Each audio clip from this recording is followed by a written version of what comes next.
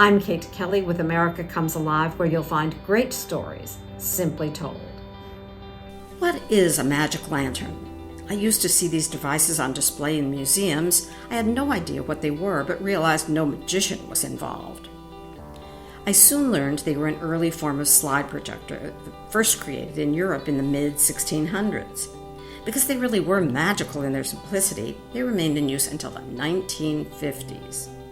To work, the lantern requires a light source, a concave mirror to help focus the light, and a lens to project art onto the wall.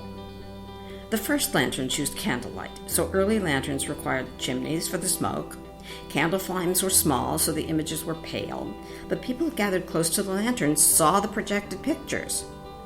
Lantern users were determined to create more powerful lighting, to broaden usage.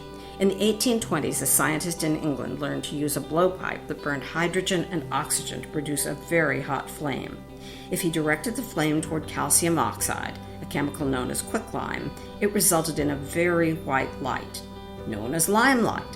So yes, limelight was a real thing, but working with it required an extremely high temperature, so it was dangerous to use. Showmen began using limelight to project images for audiences. As the lighting system improved, the audience size grew to be as many as 1,000 people. By the mid-19th century, kerosene was being used, and it was safer. Kerosene oil did not give off the brightness of limelight, but it could be used in more settings, like town meetings, churches, or schools. The slides created by the lanterns were hand-painted images on glass. At first, artists used only black paint, but they soon saw they could use rich, bright colors. Once slides could be mass-produced, these shows became more common. Traveling lanternists went from town to town to entertain.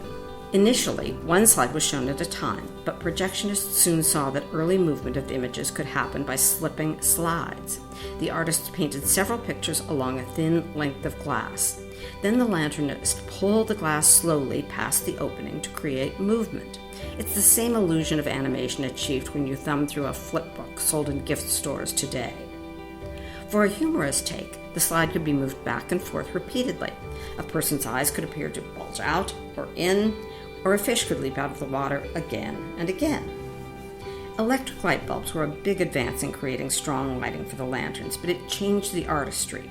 At first, the electric light was either on or off. It took time to learn to manipulate electricity in the same way that lanternists could with flame.